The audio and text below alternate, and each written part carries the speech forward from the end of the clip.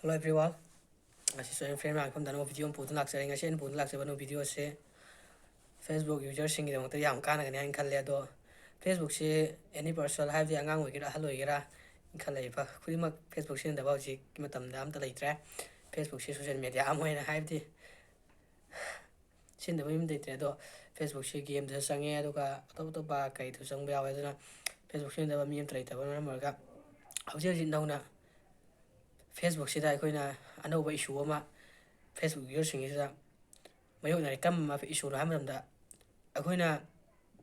aikogi account Facebook account se masa matanta lock to selakpa masigi problem sima taw kam thoko ino hai matamda aikoina aigi isagi device ta login tawga leriba account do ado atopa account amada login to hanba masidagi mataw kam aikoina kangida ga habdo aikoina aikogi phone da login tawbe account to aikoin darkar gi hoina darkar am laiba gi darkar laiba ne tarin loina mingon da to device to login to lipsi ado aikoi darkar laiba login to han bagi matam da aikoi gi wan yaurba account to hana lo to pio ba duka to mobile lo da login to lo aduga magi wan da kai gum bahai to device da loira ba matung da lo to matung da atong gi device kai gum login to tar ga de masi problem je to en khale kai dagi masi to ino ha matam da haide Facebook company dagi anova Facebook name so meta haina ama on kre masi on gibdagi hacking system dagi masi kan nai da makta masi ki se aina thopam en khalle masi problem se haidi amaga adum yan sinaraga amana so am bai masi dagi kan nai da makta thopam en khalle ado hai problem se dagi kan mataw kan kan dagi ha bado khata video tan miawra ani skip to bidar yang biro aduga masi akoina masi se haibdi masi problem se solve to matamda adungi phone dagi ti masi solve to bodo haibdi adungi phone solve to ge haibta ga document ke loin submit to man sange ado aduga haibdi masi solve to matamda ka document sang ne solve to ge haibta ga te nangi phone dagi ato phone da ihalana login to giba phone netraga device to madugi phone do khang ta ga de haiba problem se document am fo yautana every 2 seconds da 2 minutes da dum problem se solve to be ado makata video da hoje ina mataw kam solve to godage aduga adongi device na masi kamai thokpage haibado thido piraga aigi phone da login to yala login to kana ano haibdo thiraga solve to be haina haire mathak ai makata na haib ke thokpage do lage se hoje nangi account se nangi phone device so kane ko namana wi to kane aduga mathang ki page to ulak to isina namana page ta to ka da nangi page ai to roi ko nangi page na confirm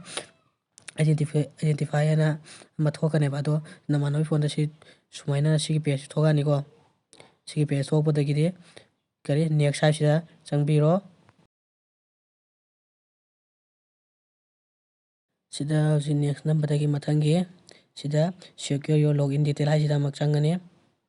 aduga si next number ko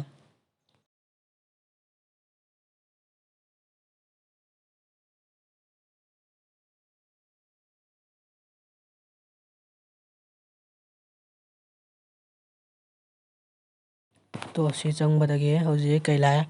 now create a new password anu password ama iro haire your old password is not longer safe and you can no longer use it choose something that you never use before mamage account hamawang da thamgiba password to sinna kan haira anu be account sinna ron haire ko anu password ama to anu password ama ire bo ha save to change ha se chango same chang lagi to si page to ge review recent hai ga back to Facebook hai chang ga your unlock your account hai ga da review back to page hai chang ga ni ko si ge nangi Facebook page to da chang ba da nangi account do amana yara ne ba lo silak pasira aina ai viewers honda